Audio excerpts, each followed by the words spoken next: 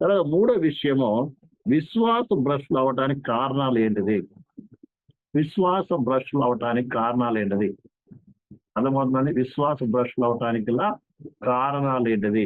మొట్టమొదటిగా మత్తయి సువార్త ప్రియమైన బిలారా 24:9-10 వరకు చదువుకుందాం. అందరూ పరిశుద్ధ గ్రంథాన్ని తెరిచి.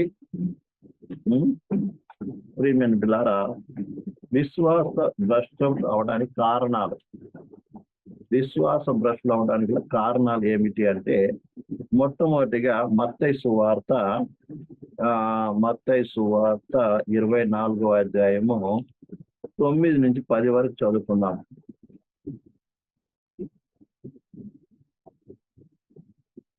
అప్పుడు జనులు మిమ్మును శ్రమల పాలు చేసి చంపెదరు. మీరు నా నామం నిమిత్తము సకల జనుల చేత ద్వేషింపబడుదురు. అనేకులు అభ్యంతరపడి ఒకరినొకరు అప్పగించుకొని ఒకరి ఒకరు ద్వేషించురు. ఇక్కడ చదవబడిన వాటి ఏంటంటే, మొట్టమొదటి ఏంటంటే, శ్రమలు హింసలు వచ్చినప్పుడు మనిషి దేవుని మీద ఉన్న విశ్వాసమునే తొలగిపోయే పరిస్థితి ఏర్పడుతుంది. అర్థమైందండి. మొట్టమొదట కారణం ఏంటంటే, శ్రమలు, తమ జీవితాల్లో శ్రమలు, కష్టాలు, హింసలు వచ్చినప్పుడు ఏం చేస్తారు? అభ్యంతర పడతారు. మనం కూడా చూసాం. మరొక విషయాన్ని కూడా చూస్తాం. మనము ఈ యొక్క విత్తువాని గురించి ఉపమానం చదువుతున్నప్పుడు, ప్రేమ ద్వారా శోధనలు శ్రమలు కలిగినప్పుడు, తర్వాత ప్రేమ ద్వారా ధనాపేక్షను బట్టో ఇలా రకరకాల పరిస్థితి వచ్చినప్పుడు ఏమవుతావు? వాళ్ళ విశ్వాసము కోల్పోతారు అని దేవుని వాక్యం చూస్తున్నాం. కాబట్టి మొట్టమొదటి కారణం ఏంటంటే, హింసలు, బాధలు వచ్చినప్పుడు ఏమవుతారు? విశ్వాసము కోల్పోయే పరిస్థితి ఏర్పడుతుంది. రెండోది, ఇది 24:11 చదువుదాం. అనేకులైన అబద్ధ ప్రవక్తలు వచ్చి పలువురిని మోసపరచెదరు. రెండోది ఏంటంటే, అబద్ధపు బోధ, ఫాల్స్ టీచింగ్. ఇందులో అనేక మంది అబద్ధపు బోధ విని ఏమవుతారు? దేవుని మీద విశ్వాసము కోల్పోతున్నారు. అర్థమవుతుందండి. ఇది అనేక మంది, కొంతమంది నరకం లేదని బోధించేవారు ఉన్నారు. అర్థమైందండి. యేసు నామములో జ్ఞానం పొందాలని బోధించేటువంటి వారు ఉన్నారు. అర్థమైందా? ఇంకా రకరకాల బోధనలు చేసేటువంటి వారు ఉన్నారు. అది కాకుండా అనేక మంది మరి ఇతర మతస్థులు కూడా అనేక రకాలుగా బోధిస్తున్నారు. యేసు ప్రభు మీద బురద చల్లుతూ ఉన్నారు. అర్థమవుతుందండి. క్రిస్టియానిటీ మీద బురద చల్లుతూ ఉన్నారు. ఇలాగ అనేకులు ప్రియులారా, మరి క్రైస్తవులు అనబడిన వారు క్రైస్తవ బోధకుల ద్వారా కావచ్చు, అలాగే అన్యుల ద్వారా కావచ్చు, ఏ రకంగా అయినా సరే ప్రియులారా, అబద్ధపు బోధ, అనేక మంది అబద్ధ ప్రవక్తలు కూడా ఉన్నారు. ఇందులో దేవుని కంటే ఎక్కువగా తాము గొప్పవారిగా చూపించేటువంటి వారు ఉన్నారు.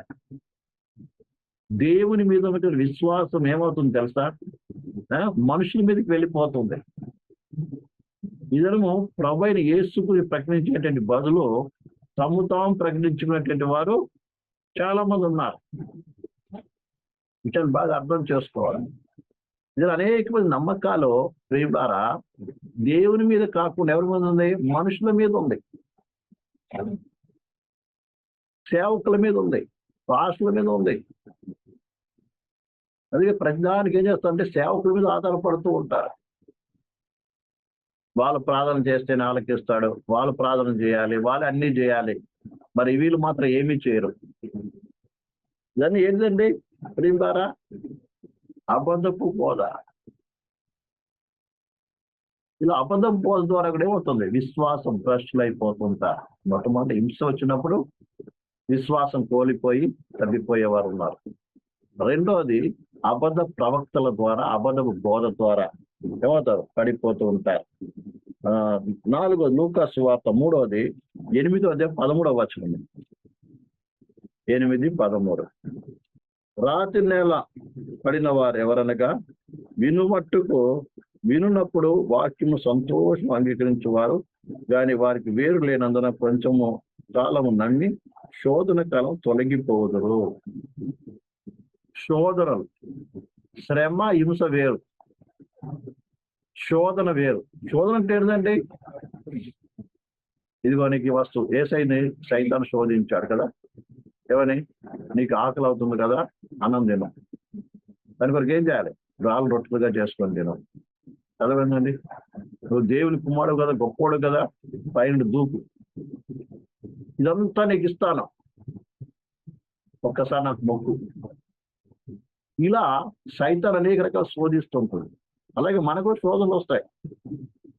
ఏం లేదు, చిన్న అబద్ధం ఆడే నీకు ఇంత డబ్బు దొరుకుతుంది అబద్ధం, లేకుంటే ఈ పని చేసావనుకో నేను గొప్పగా చేస్తాం. ఇలా రకరకాలుగా శోధన అనేది మెంటల్ గా ఏం చేయడం, లాగటం, ఆకర్షించడం. శోధన శ్రమ అంటే ఏంటిది? హింస అంటే శారీరకంగా బాధించడం. కాబట్టి శోధన వచ్చినప్పుడు ఏమవుతారు? ఇప్పుడు యేసుని నమ్ముకున్నందుకు నువ్వెంతో ఇబ్బందులు పడుతున్నావు ఆర్థికంగా, డబ్బు లేదు నీ దగ్గర. సైతాన్ మెల్లిగా ఏం చేస్తాడు? డబ్బు చూపిస్తుంది నీకు. కానీ అక్కడ చిన్న లిటికేషన్ ఏంటంటే ఒక చిన్న అబద్ధం మాట. లేకపోతే 24 గంటలు డ్యూటీ చేయి, ఆదివారం కూడా చర్చికి పోవద్దు, ఏ ప్రార్థనకు పోవద్దు, ఎప్పుడు పొద్దున్న నుంచి 6 గంటల నుంచి 6 గంటల వరకు.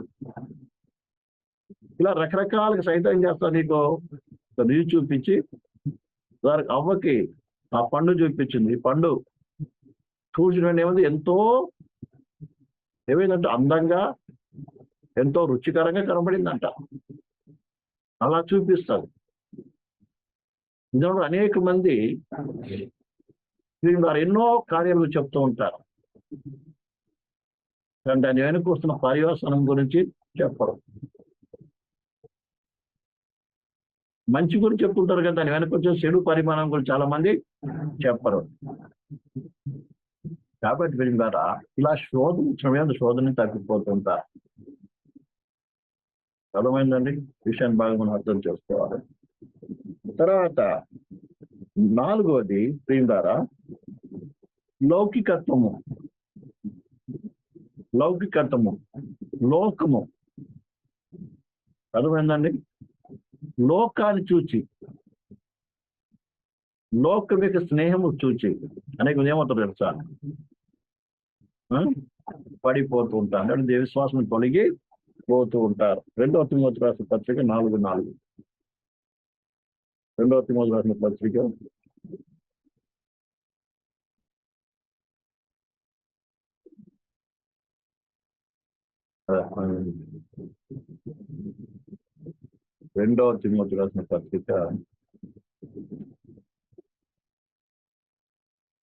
4:4. సత్యమునకు చెవి ఇయ్యక కల్పనా కథల వైపు తిరుగు కాలము వచ్చును. అయితే నీవు అన్నిటి విషయం మితముగా ఉండము, శ్రమ పడము, సువార్త పరిచయం, నీ పరిచయం సంపూర్ణముగా జరిగించుము. రాసిన పత్రిక 4:4. వ్యభిచారులారా, ఈ లోక స్నేహము దేవునితో వైరమని మీరు ఎరగరా? కాబట్టి ఎవడు ఈ లోకముతో స్నేహము చేయగోరునో వాడు దేవునికి శత్రువును. లోక స్నేహాన్ని కోరుకుంటే వారు అర్థమైందండి? ఏ స్నేహము? లోక స్నేహాన్ని కోరుకుంటే వాడు. ఈ విషయాన్ని మనం బాగా అర్థం చేసుకోవాలి. ఎవరైతే లోక స్నేహాన్ని కోరుకుంటారో ప్రియమైన బిడ్డలారా, వారి పరిస్థితి ఏమవుతుంది? దేవునికి దూరం అయిపోతూ ఉంటాడు. వాడు దేవునికి శత్రువు అవుతాడు. అందరిని ప్రేమించాలి, నా బంధువులు, నా ప్రియులు, మరి అలాగే నా చుట్టుపక్కల వాళ్ళు, నేను పనిచేసే స్థలంలో అందరికీ నన్ను ప్రేమించాలని వారిని మెప్పించుట కొరకు ఎవరైతే ప్రయాసపడతారో లోకం యొక్క మెప్పు, లోకం యొక్క స్నేహము అదే కోరుకుంటారో ప్రియమైన పిల్లారా, ఏమవుతావు? దేవునికి ఏమో విరోధి అవుతావు, దేవునికి దూరం అయిపోతావు. అర్థమైందండి? లోక స్నేహం కూడా ఏం చేస్తుంది? దేవునికి దూరం అవుతుంది. అందుకే లోకము ఒకవేళ నిన్ను ద్వేషిస్తే నేను సంతోషపడమన్నాడు. ఒకవేళ లోకం నేను ప్రేమిస్తే దాని అర్థం ఏంటంటే నువ్వు దేవుని నుంచి దూరం అయిపోయినట్టు. ఈ విషయాన్ని బాగా అర్థం చేసుకో. కాబట్టి విశ్వాస భ్రష్టులు కావడానికి కారణం ఏంటంటే మొట్టమొదటి శ్రమ కారణమవుతుంది. శ్రమ, హింస. 2వది తప్పుడు ఉపదేశము. 3వది శోధన. 4వది లోకము, లౌకికత్వం. అర్థమైందండి. 4వది ఏంటండి? లౌకికత్వము. 5వది ఏంటంటే ప్రియమైన పిల్లారా, దేవుని గూర్చిన జ్ఞానము లేకపోవటము. దేవుని గూర్చినటువంటి జ్ఞానము లేకపోవటము. అర్థమైందండి. అందుకే దేవుడు చక్కగా రాయబడుతుంది. ప్రియులారా, ఎఫెసీ రాసినటువంటి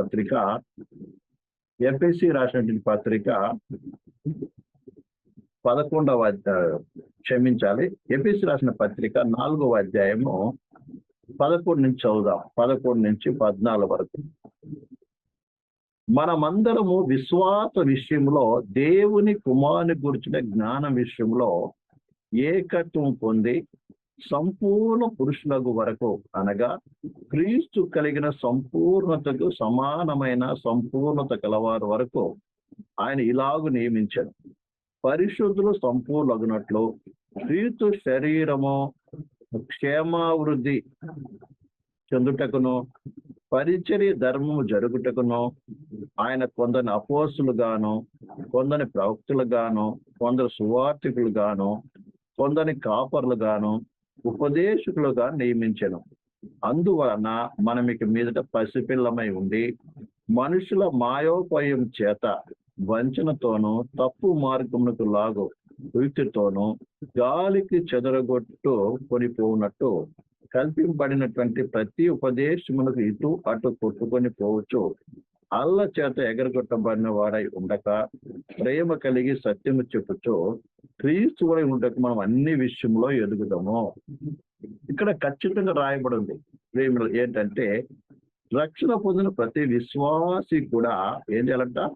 దేవుని కుమారుని గూర్చిన జ్ఞానం విషయంలో ఏకత్వం పొంది సంపూర్ణ పురుషుడగు వరకు, అనగా క్రీస్తు కలిగిన సంపూర్ణ సమానమైన సంపూర్ణ కలవారు వరకు ఏం చేయాలి? ఆయన నియమించాడు. ఏం నియమించాడు? సంఘములో అపోస్తులను, ప్రవక్తలను, బోధకులను, కాపరులను, సువార్తికులను. కాబట్టి ఒక వ్యక్తి సంఘములో ఉండి క్రీస్తును గురించినటువంటి జ్ఞానములో ఎదగాలి. నువ్వు జ్ఞానంలో ఎదగకపోతే, ప్రియులారా, ఆయన గురించి బాగా తెలుసుకోకపోతే, దేవుని గురించి, క్రీస్తు గురించి నువ్వు పరిపూర్ణంగా ఎరగకపోతే నిశ్చయముగా ఏమవుతాం? ప్రియులారా ఏమవుతుంది? విశ్వాసం కోల్పోయే పరిస్థితి వస్తుంది.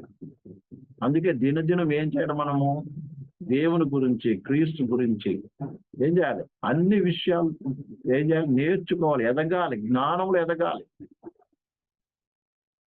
అది కింద అంటాడు, పసిపిల్లగా ఉండొద్దు అంటాడు. ఒక పసిపిల్లవాడి వల్ల ఉంటే నువ్వు ఆత్మీయతలో ఎదగకుండా ఉన్నట్లయితే, ప్రియమైన బిల్లారా, ఏమవుతావు? తప్పుడు ఉపదేశాలకు ఏమవుతావు? చెదిరిపోతావు. దేవుడు అంటే ఏమిటి, క్రీస్తు అంటే ఏమిటి, పరిశుద్ధాత్మ అంటే అనేక విషయాలు ఉన్నాయి. ప్రతి విషయం విపులంగా ఏం చేయాలి? నేర్చుకుంటే ఏమవుతావు? నువ్వు స్థిరంగా నిలబడతావు. అవును, ఇది కరెక్టు, ఇది సత్యము, ఇది వాక్యానుసారమైనది అన్నటువంటి విషయము నువ్వు తెలుసున్నట్లయితే, తప్పుడు ఉపదేశం వచ్చినప్పుడు ఏం చేస్తావు? తప్పిపోకుండా ఉంటావు. అర్థమవుతుంది? ఇందులో అనేక రకాల తప్పుడు బోధలు వస్తున్నాయి. చాలా మంది అది గుర్తించలేరు కూడా. చాలా మంది విశ్వాసులు కావాలి, సేవకులు గుర్తించలేరు. అంతా ఒకటే అనుకొని ఏమవుతారు? ప్రియమైన బిడ్డలారా, విశ్వాసం తప్పిపోతున్న వారు ఉన్నారు. యేసు ప్రభు గురించి తెలియకపోవటం బట్టి, యెహోవా విట్నెస్ అని ఉంది కదా, మీరు విన్నారో విన్నారు? యెహోవా విట్నెస్. వారు యేసు ప్రభు దేవుడు కాదు అంటారు. అర్థమైందండి? యెహోవాయే దేవుడు అండి, యేసు ప్రభు ఒక సృష్టి అండి అని బోధిస్తూ ఉంటారు. మరికొంతమంది బోధనలు ఉన్నాయి. యేసు ప్రభు యెహోవా దేవుడు పెద్ద దేవుడు, యేసు ప్రభు చిన్న దేవుడు, ఆ తర్వాత యేసు ఏంటిది పరిశుద్ధాత్ముడు ఇంకో దేవుడు. అంటే ఒకరి తర్వాత ఒక చిన్న దేవుడు, పెద్ద దేవుడు. మరి కొంతమంది బోధిస్తున్న పరిశుద్ధాత్మ అనే శక్తి, అదొక శక్తి, ఒక పవర్ అని బోధించేవారు ఉన్నారు. ఇలా రకరకాలు ఉన్నప్పుడు ఏమవుతావు? నువ్వు కూడా ఏమవుతావు? తెలియకపోతే వాడి గురించి తెలియకపోతే ఏమవుతాం? తప్పిపోతాం. అందుకనే అందుకే పరిశుద్ధ గ్రంథం రాయబడింది ప్రియులారా, దేవుని గురించిన జ్ఞానము కొందరికి లేదు. దేవుని జ్ఞానం కొందరికి ఏంటంటే లేదంట. అందుకే దేవుని జ్ఞానం సంపాదించుకోవాలి. ఈ దినం మనం లోకంలో ఏం జరుగుతుందో మనకు వెంటనే తెలుసుకుంటాం. ఏదైనా ప్రశ్న అడిగినప్పుడు, ఏమైనా అడిగితే ప్రియులు అడగడం అనుకుంటే లోకం గురించి ఈరోజు ఏం జరిగిందని, ఇలా పలానా సినిమా గురించి కానీ, సినిమా యాక్టర్స్ గురించి కానీ, లేదా పలానా రాజకీయ నాయకుల గురించి కానీ, ఇంకా అవి అడిగినప్పుడు అందరూ అన్ని చెప్తారు. కానీ దేవుని గురించి అడిగితే మాత్రం ఒక్కవరకు కూడా క్వశ్చన్ ఒక ఆన్సర్ రాదు. ఎందుకు? బైబిల్ నుండి ఒక వాక్యం గురించి ఒక అడిగినప్పుడు ఎందుకు జవాబు ఖచ్చితంగా చెప్పలేరు? అంటే దేవుని గురించి మనం ఎంతోమంది ఈ దినం చూడండి, దేవుని బైబిల్ స్టడీ ఎందుకు? నేను చెప్పాను, ప్రసంగం చేయటం వేరు, బైబిల్ స్టడీ వేరు. బాగా అర్థం చేసుకోవాలి. బైబిల్ స్టడీ ద్వారా మనం ఏమో ఆత్మీయ కట్టబడతాం, విశ్వాస స్థిరపరచబడతాం. అర్థమైందండి? వాక్య ప్రకటన లేదా సువార్త ప్రకటన ద్వారా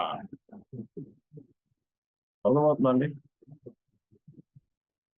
సువార్త ప్రకటన తర్వాత సువార్త బోధ, ఈ రెండింటికి చాలా తేడా ఉంటుంది. చెప్పాలంటే ఇల్లు కట్టేటప్పుడు అన్ని వస్తువులు కొనుక్కొని వచ్చి కుప్పేసుకుంటాం. ఏమండి? సువార్త ప్రకటించేది ఇప్పుడు అలాంటిదే. అన్ని వస్తువులు తీసుకొచ్చి సమకూర్చుకోవటం. కానీ కట్టడం వేరు. సువార్త బోధించడం, బైబిల్ స్టడీ నేర్చుకోవడం అనేది ఏంటంటే కట్టడం లాంటిది. అర్థమవుతుందండి?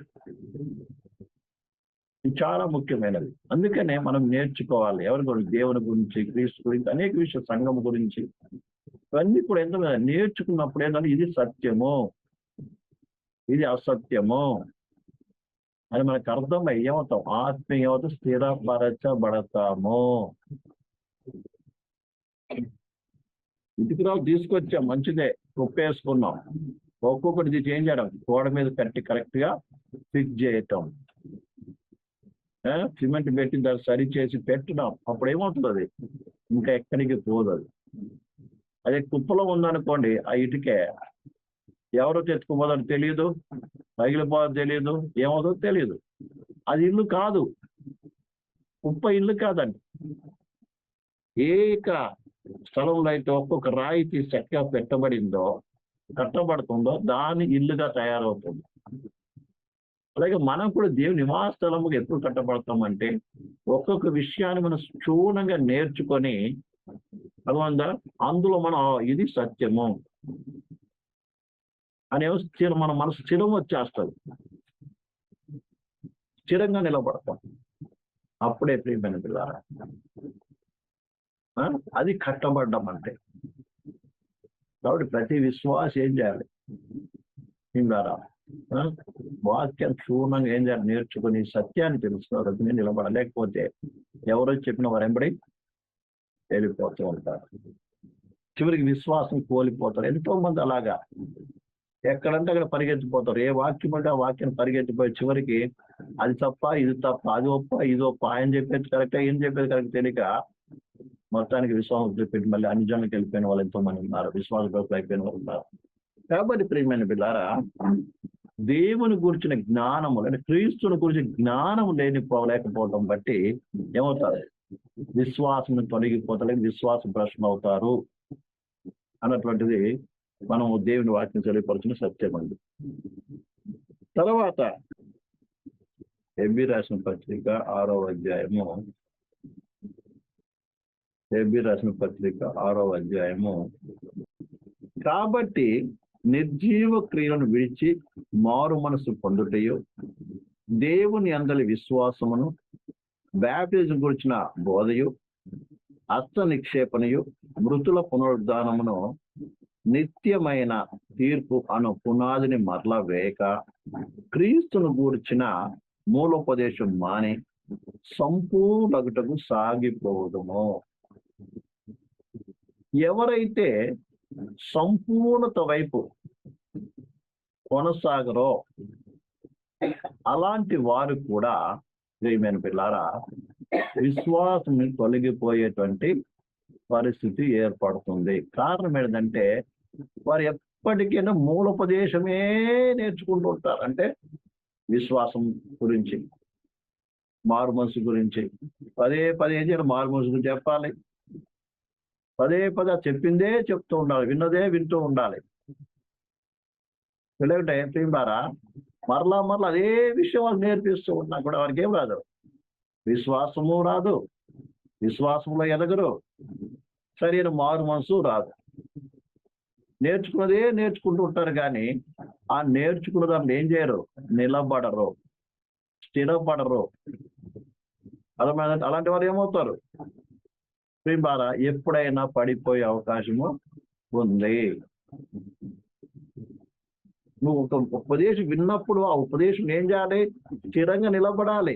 ఉదాహరణకు రాయి తీసి ప్రియమైన పెట్టినప్పుడు ఆ గోడ మీద ఏదో అలా స్థిరంగా నిలబడాలి. సార్ పెట్టినప్పుడు నిలబడాలి.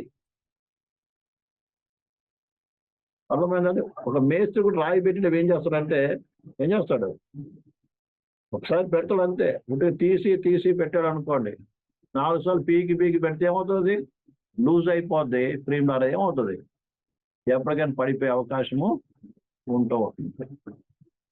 అందుకే ఎప్పుడు మూలోపదేశం నేర్చుకుని ఉండటం కాదు, ఇంకా ముందుకు వెళ్ళిపోవాలి. ఏదైతే నువ్వు వింటున్నావో దానిలో ఏదో స్థిరపడాలి. అర్థమైంది. ఏ ఉపదేశం నువ్వు వింటున్నావో ఉపదేశం స్థిరపడి ఏం చేయాలి, ఇంకా అనేక విషయాలు ఉన్నాయి నేర్చుకోవాల్సింది. నేర్చుకోవడం ఏదో నేర్చుకుంటున్నావో దాని మీద నువ్వు స్థిరపడాలి, నిలబడాలి. నువ్వు నిలబడకుండా ఎంత నేర్చుకున్నా దానివల్ల ప్రయోజనం లేదండి. అర్థమైందా? ఎంత నువ్వు నేర్చుకున్నావో, ఎంతగా తెలుసుకున్నావో ఉపదేశమో అందులో నువ్వు నిలబడాలి. నిలబడితేనే ఏమవుతావు, సంపూర్ణతకి వెళ్తావు. చాలా మంది ఏం చేస్తారండి, కేవలం వింటాము, తర్వాత మళ్ళీ పడిపోతాం. వింటాం, పడిపోతాం. మళ్ళీ ఏం చేయాలి, అదే చెప్పాలి, చెప్పిందే చెప్పాలి.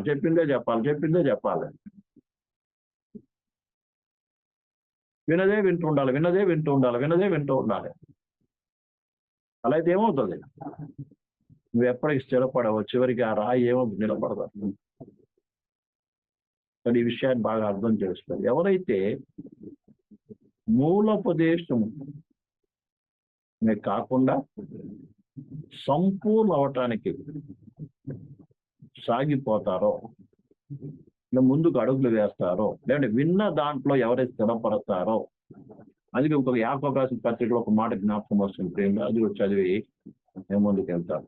యాకోబు రాసిన పత్రిక 1వ అధ్యాయము 25వ వచనం.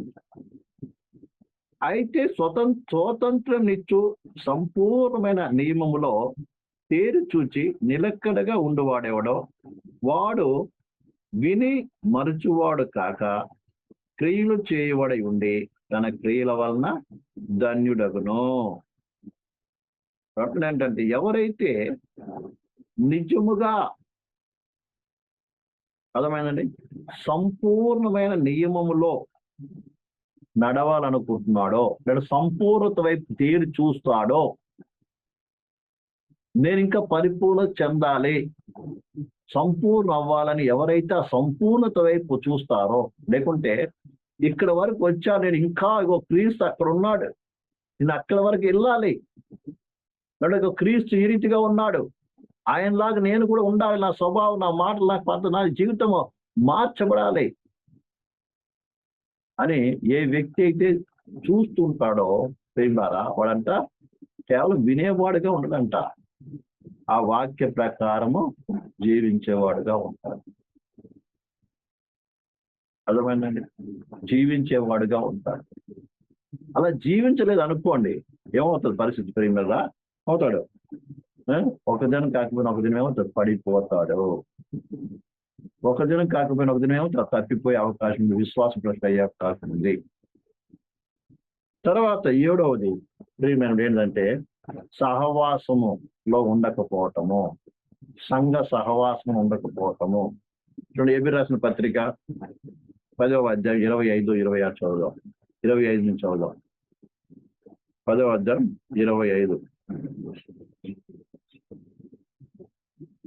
కొందరు మానుకొనుచున్నట్టు సమాజముగా కూడటం మానక ఒకనొకరు హెచ్చరించుచు ఆ దినం సమీపించిన కొలది మరి ఎక్కువగా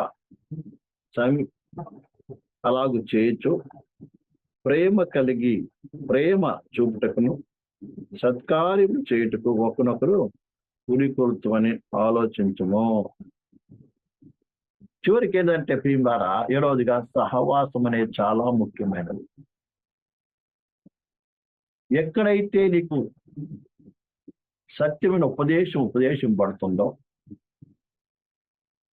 ఎక్కడైతే నిజముగా పరిశుద్ధాత్మ ద్వారా సంఘం నడిపింపబడుతుందో అక్కడ అనువేం కావాలి, స్థిరంగా ఉండాలి.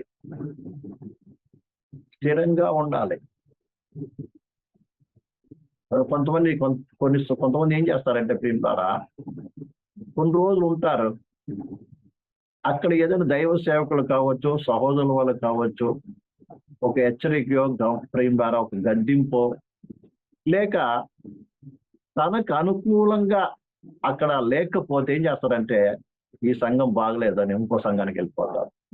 ఈ పాస్టర్ గారు బాగలేదు, ఈ సంఘం బాగలేదు, అక్కడ ఇంకొక సంఘానికి వెళ్ళిపోతారు, ఇంకో సంఘానికి వెళ్ళిపోతారు. ఇలా కొంతమంది తిరుగుతూ ఉంటారు. ఇలాంటి వాళ్ళు ఏమో చివరికి ఏంటంటే వాళ్ళు చూసినప్పుడు విశ్వాసమే ఉండదండి, దేవుని మీద విశ్వాసం ఉండదు.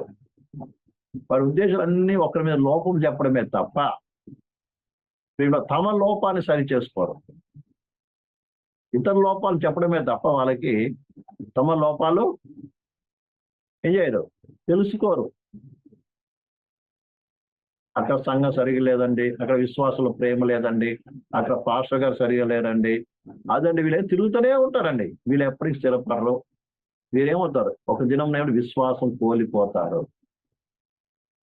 అలా అయిపోయిన వాళ్ళు ఎంతో మంది ఉన్నారు. దేవుడు లేడు, ఏమి లేదండి అని అయిపోతారు పరిస్థితి. అనవసరం నేను ప్రభువుని నమ్ముకున్నానని చెప్పేటువంటి వారు ఉన్నారు కొంతమంది. ఇలా తిరిగి అన్నమాట. ఏ పాస్ సరిగా లేదండి, మొత్తం చర్చి మానేసి ఇంటికాడ కూర్చునే వాళ్ళు ఉంటారు కొంతమంది. వీళ్ళందరూ ఏమంటే విశ్వాసం భ్రష్టులు. విశ్వాసం అంటే విశ్వాసం కోల్పోయిన వారు. దేవుని మీద కానీ పరిశుద్ధ గ్రంథం యొక్క ఉపదేశం మీద కానీ ఏం లేని వారు, అంటే నమ్మకం లేని వారు, లేదా నమ్మకం కోల్పోయిన వారు. విశ్వాస భ్రష్టులు అంటే అదొక విశ్వసించిన వారే, నడిచిన వారే విశ్వాసంలో. ఆ తర్వాత ఈ పరిస్థితులన్నింటిని బట్టి ఏమవుతున్నారు, విశ్వాసం కోల్పోతున్నారు. అందులో మొట్టమొదటిది హింస, శ్రమ వచ్చినప్పుడు. రెండోది ఏంటంట తప్పుడు ఉపదేశము. మూడోది శోధన. నాలుగోది లోకము. ఐదవది క్రీస్తుని గురించి జ్ఞానం లేకపోవటము. ఆరవది ప్రియమైన బిల్లారా సంపూర్ణత వైపు తేరి చూడకపోవటం, లేక సంపూర్ణత వైపు అడుగులు వేయకపోవటం. తర్వాత ఏడవది ఏంటంటే సంఘ సహవాసంలో లేకపోవటం. ఈ రకంగా ఈ 7 కారణాలు బట్టి ఏమవుతుంటారు ప్రియమైన విశ్వాసము కోల్పోయే పరిస్థితి ఏర్పడుతుంది. ఇలాంటి పరిస్థితి వచ్చినప్పుడు మనం ఏంటి జాగ్రత్త పడి విశ్వాసం కోల్పోకుండా జాగ్రత్త, విశ్వాసం ప్రశ్నలు కాకుండా ప్రియమైన బిల్లారా జాగ్రత్త పడవలసిన వారమై ఉన్నాము. అది కేవలం ఇవే కాకుండా మరికొన్ని కారణాలు కూడా మనం చూస్తాం ప్రేమ ద్వారా. అది చెప్పుకొని మనం ముగించుకుందాం. ఇర్మియా గ్రంథము 2:28. ఇర్మియా గ్రంథము 2:28. ఇర్మియా గ్రంథము 2:28. 2:8. యెహోవా ఎక్కడ ఉన్నాడని యాజకులు అడుగుదురు, ధర్మశాస్త్ర ఉపదేశకులు నన్ను ఎరగరు. ఏలికలు నా మీద తిరుగుబాటు చేయుదురు, ప్రవక్తలు బయలు పేరట ప్రవచనం చెప్పుదురు. నిష్ప్రయోజనమైన వాటిని అనుసరించరు. ఇక్కడ మనం చూసినట్లయితే ప్రియమైన బిడ్డలారా, విశ్వాస భ్రష్టత్వం రావటానికి సంఘంలో కావచ్చు, లేక విశ్వాసంలో కావచ్చు రావటానికి దేవుని చేత నియమింపబడినటువంటి ప్రియులారా, మరి దేవుని సేవకులు కూడా కారణమవుతున్నారు. అదమైన దేవుని సేవకులు కూడా ఏమవుతారు? కారణమవుతారు. ముఖ్యంగా ఇక్కడ ప్రవక్తల గురించి, ఇక్కడ ఇజ్రాయెల్ ప్రజలు కూడా దేవునికి దూరం అయిపోవడానికి ఏంటి కారణము అన్న విషయాన్ని గురించి ఇక్కడ ఇర్మియా ప్రవక్త ద్వారా తెలియపరుస్తున్నారు. అందులో మొట్టమొదటిది ఏంటంటే యాజకులు. అర్థమవుతుంది? యాజకుల యొక్క పని ఏంటిదంటే నిత్యము కూడా దేవుని సన్నిధిలో ఉండి ప్రజల పక్షమున ఏం చేయాలి? ప్రార్థనలు, విజ్ఞాపనలు, యాచనలు చేయాలి. వారి పాపం నిమిత్తం నిత్యము కూడా వారి పక్షమున మధ్యవర్తులు ఏం చేయాలి? నిలబడాలి. కానీ ఇక్కడ రాయబడిన మాట ఏంటంటే ప్రియులారా, యెహోవా ఎక్కడ యాజకులు అడుగుతున్నారంట. దేవుని ఎరగకపోతున్నారు. ఎవరు? యాజకులు. ఇది అనేక మంది యాజకులు అంటే ఇద్దరు పాస్టర్లు కావచ్చు, నాయకులు కావచ్చు, దేవుని ఎరగకపోవటం అంటే వారిలోనే అసలు దేవుని ఏం లేదు, నమ్మకం లేదు, దేవుడు ఎవరో తెలియదు. అనేక మంది పాస్టర్లకు కావచ్చు, సేవకులకు కావచ్చు, దేవుని గురించి జ్ఞానం చాలా మందికి తెలియదు. కాబట్టి ఎవరికి ఇష్టం వచ్చిన రీతిగా వాళ్ళు ఏం చేస్తారు? బోధిస్తూ నేర్చుకుంటూ వెళ్ళిపోతారు. అనేక మందిలో ప్రార్థన జీవితం లేదు. అవి ఏం లేదండి, ప్రార్థన జీవితం లేదు. అర్థమవుతుందండి? యాజకుని పని ఏంటంటే దేవుని ఏం చేయాలి? నిలబడాలి. పౌరుడు అంటే నేను యాజకత్వం చేస్తున్నాను అంటాడు. యాక్చువల్గా బైబిల్ గ్రంథం చూసినప్పుడు మనం అందరం యాజకులమని చెప్తాం. యాజకుని పని ఏంటండి? నిత్యం యాచన చేయాలి. యాచించడం అంటే దేవుని దగ్గర బతిమలాడాలి. ఎవరి కొరకు బతిమలాడాలి? నశించిపోతున్న వారి కొరకు, తప్పిపోతున్న వారి కొరకు, పడిపోయినటువంటి వారి కొరకు, అదేవిధంగా దేవుళ్ళ ముందుకు సాగలేని వారి కొరకు ఏం చేయాలి? యాచించాలి. యాచించడం అంటే బతిమలాడాలి. ఈ పని యాజకులు చేయాలి. కానీ వారు ఏం చేస్తున్నారు? ఆ పని చేయటం లేదు. దాన్ని బట్టి కూడా విశ్వాసులు ఏమవుతున్నారు? విశ్వాస భ్రష్టులు అవటానికి కారణమవుతుంది. అందుకని విశ్వాసైన వారు, పరిశుద్ధులైన వారు, మరి దేవుని సేవకులైన వారు ఏం చేయాలి? ఎక్కువగా దేవుని సన్నిధిలో ప్రార్థనలో గడపాలి. అనేక మంది కొరకు యాచన చేయాలి. బలహీనలతో ఉన్నటువంటి వారు, ఏమైనా ఆత్మలు ఎదగలేటువంటి వారు ఉన్నారు.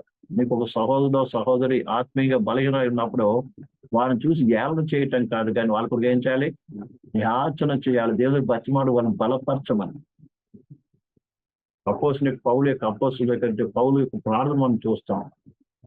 విశ్వాసులందరూ కూడా దేవుని చిత్తం తెలుసుకోవాలని, దేవుని జ్ఞానం తెలుసుకోవాలని, అలాగే దేవుని ఎదగాలని, ప్రజలు సంపూర్ణ అవ్వాలని, తన పిలుపును తెలుసుకోవాలని, ఇంకా అనేక విషయాల గురించి ఏం చేస్తున్నాడు? ఇంకా దేవుని దగ్గర ప్రార్థించి పోరాటం చేస్తున్నాను అని అంటూ ఉంటారు దేవుని ద్వారా. మరి ఈ పని చేయకపోవడం బట్టి కూడా ఏమవుతుంది తెలుసా? యాజకులు కారణం అవుతున్నారు. యాజకులు చేసిన పనిని యాజకులు చేయకపోవడం కూడా వీళ్ళ ఏమవుతుంది? కారణముగా అవుతుంది. రెండోది వీళ్ళు కాపర్లు. అర్థమందండి? కాపర్లు కూడా ఏం చేయాలి? కాపరి పని ఏంటిది? ప్రేమారా, గొర్రెలకు ఏం చేయాలి? మంచి మేత పెట్టాలి, ఫీడ్, మేపాలి. రెండోది కావలి కాయాలి. అది వారు చేయలేకపోయారు. ఇర్మియా చెప్తున్న మాట ఏంటంటే యాజకుడి పని యాజకుడు చేయలేదు ప్రేమారా, అలా కాపరి పని కాపరి చేయట్లేదు. అందుకని ఇజ్రాయెల్ ప్రజలందరూ కూడా ఏమయ్యారు? భ్రష్టులు అయిపోయారు, దేవుని దూరం అయిపోయారు. మీరు ఇర్మియా గ్రంథం చదివినట్లయితే ఇజ్రాయెల్ ప్రజలు ఏ రీతిగా దూరం అయిపోయారో అన్నటువంటి విషయాన్ని మనకు బాగా అర్థమవుతూ ఉంటుంది. మూడవదిగా ప్రవక్తలు. ప్రవక్త పని ఏంటి తెలుసా ప్రియులారా? ప్రజలు ఉన్న లోపాన్ని ఎత్తి చూపించడము, లేదా వారిలో పాపాన్ని ఎత్తి చూపించడము. రెండోది సరిచేయటము. ప్రవక్త పని ఏంటంటే వాళ్ళ లోపాన్ని ఎత్తి చూపించడం. ప్రవక్త పని అదండి. ప్రవక్తలు ఎప్పుడు కూడా ఏమదు, ప్రజలు తప్పిపోతున్నప్పుడు ఇదిగో మీరు తప్పిపోతున్నారు, మీ జీవితం సరి చేసుకోండి, ఇది అసలైన మార్గము అని హెచ్చరించడము, వారిని సరి అయిన మార్గాన్ని వారికి ఉపదేశించడము ప్రవక్త పని. ఇజ్రాయెల్కి దేవుడు ఏం చేస్తాడు ప్రియులారా? యాజకుల్ని ఇచ్చాడు, నాయకుల్ని ఇచ్చాడు, అలాగే ప్రవక్తలను ఇచ్చాడు. అదేందా? కానీ వారు ఏం చేయవలసిన పని వారు సక్రమంగా చేయలేదు. యాజకులు ఏమయ్యారు? రాజులు, నాయకులు, రాజులు, ప్రవక్తలు, ఇవంతా. దాన్ని బట్టి ఇజ్రాయెల్ పిల్లలు ఏమైపోయారు? దేవుని నుంచి దూరం అయిపోయారు.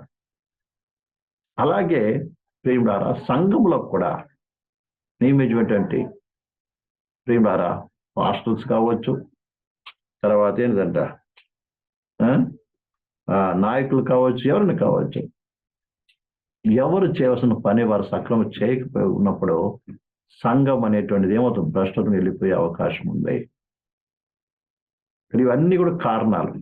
కాబట్టి ఇప్పుడు ఈ విషయాన్ని మనం అర్థం చేసుకొని మనము విశ్వాసం భ్రష్టు వ్యక్తిగతంగా కావచ్చు, కుటుంబపరంగా కావచ్చు, సంఘపరంగా కూడా అలాంటిది జరగకుండా మనం ఏం చేయాలి? ముందుకు సాగాలి. దీని గురించినటువంటి మనకు ఒక అవగాహన, మంచి జ్ఞానం అనేది మనకి ఎంతో అవసరమై ఉందని ప్రియులారా ఈ యొక్క విషయాన్ని మనం నేర్చుకుంటున్నాం. కాబట్టి మొట్టమొదట విశ్వాస భ్రష్టత్వం అంటే ఏమిటి అన్న విషయాన్ని మనం చూసాం. రెండోది ప్రియులారా విశ్వాస భ్రష్టులైన వారి యొక్క లక్షణాల గురించి చూసాం. రెండోది. మూడవది ప్రియులారా విశ్వాస భ్రష్టులు అవడానికి గల కారణాలు చూసాం.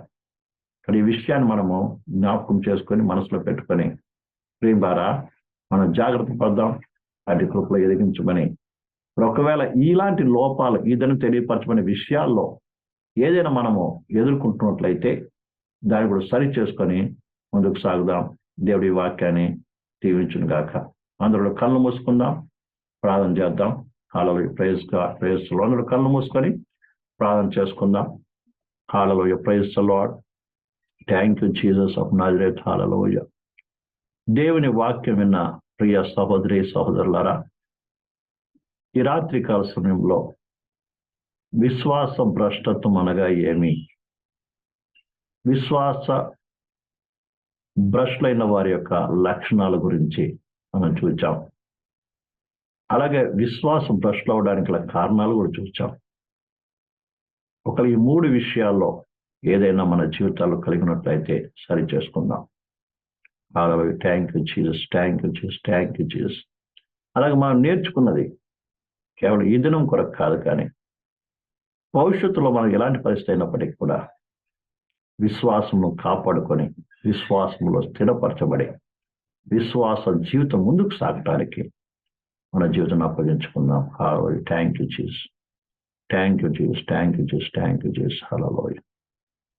పాస్టర్ ఉత్తరయ్య గారు ప్రార్థన చేస్తారు, తర్వాత ఆశీర్వాదం సెలవుచేసుకుందాం. Praise the Lord. Thank you Jesus.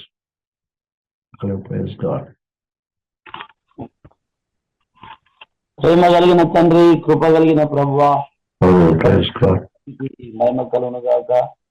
ప్రభా, ఈ యొక్క బైబిల్ తరగతిలో ప్రభా నీలో యొక్క సంపూర్ణతలో ప్రభువా నీ జనులు నీ జ్ఞానమును పొంది ప్రభు క్రీస్తుని గురించిన జ్ఞానమును పొంది సంఘము సంపూర్ణమగునట్లు అనేకులు ప్రభువా మరి గాలికి కొట్టుకొని పోవునట్లుగా అనేకమైన అన్య ప్రదేశం వలన ప్రభువా మరి నాయన తప్పిపోతున్న జనులు ఉపదేశము ద్వారా ప్రభువా సంఘములో రాకడ కొరకు సిద్ధమగునట్లు నాయన సంఘ పరిశుద్ధులను పరిపూర్ణతలోనికి నడిపించి నాయన పర సంబంధమైన జ్ఞానమును, ఉపదేశములకు సంబంధించిన జ్ఞానమును, అపోస్తుల ఉపదేశమును, ప్రభా సువార్తలో ఉన్న సత్యమును ప్రభువా గ్రహించినట్లు కృప దయచేయమని ప్రభు ఒక్కొక్కరి పట్ల మీరు క్రియ చేసి రాకడ కొరకు సిద్ధపరచమని యేసు నామములో అడిగి వేడుకుంటున్నాము పరమ తండ్రి, ఆమేన్. మన తండ్రి అయిన దేవుని ప్రేమయు, కుమారుడైన యేసుక్రీస్తు కృపయు, పరిశుద్ధాత్మిక అన్యోన్య సహవాసము కూడిన మనందరికి లోక సకల పరిశుద్ధులకు కూడా ఆయన రాకడ పర్యంతము తోడై నడిపించును గాక. ఆమేన్. ఆమేన్. అందరికి కూడా యేసుక్రీస్తు నామములో వందనాలు.